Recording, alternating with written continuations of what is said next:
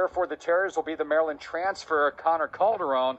Meanwhile, the Alan French, the junior from Malvern, New York, in for the Warriors. This is an area both teams want to improve upon from last season. The opening draw goes here to Jeff Jama, who will start things off here on offense for Terriers. That goal coming 3:46 into the first quarter. And the draw controlled here by Jama. Jama. Ethic, but they're showing some skill as well with the goal.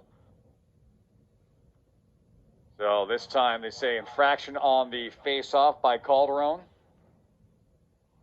Yeah, and they're certainly not intimidated by some of the really tough opponents they've gone up against since the D1 transition.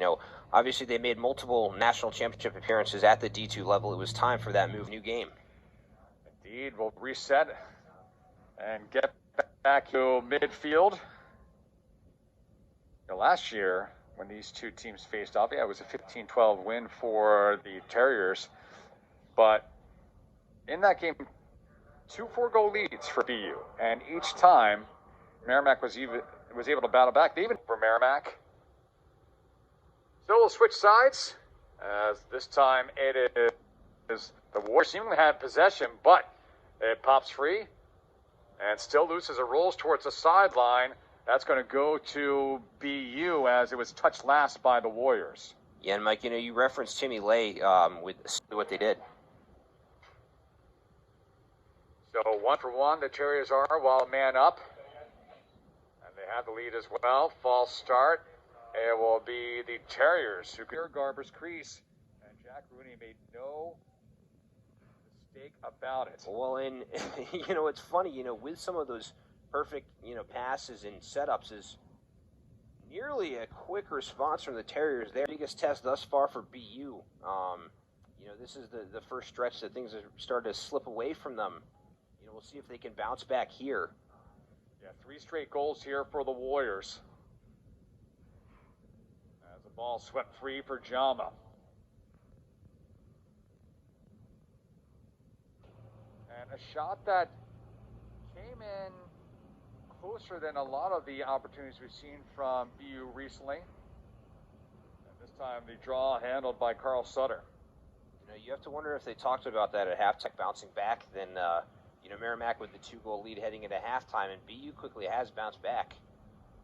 And a new lacrosse game once again, with just over 10 minutes to play in this third quarter. That'll be Calderone against Sutter. Sutter, who had his struggles in the Faceoff X against Hofstra last week, was ultimately replaced by Alan French. But now French, who had these struggles here today against BU, has been replaced by Sutter, and getting on the board, has an assist already. One of 4 multi-point getters here for the Terriers. And the Faceoff won by violation here for the Terriers. Captain Lay burying that one. A 2-goal lead for the Terriers. So the face-offs have just been so key here so far in the second half to give BU not only possession but repeated cracks in on offense consecutively, and still they dig after this loose ball. Who's going to get it? The Warriors have to go all the way deep back in their own end. 3 points in every single game, and they've been a little bit quiet by his standards today, but making it happen there. Well, one short of that 3 points. First home game of the 2022 spring.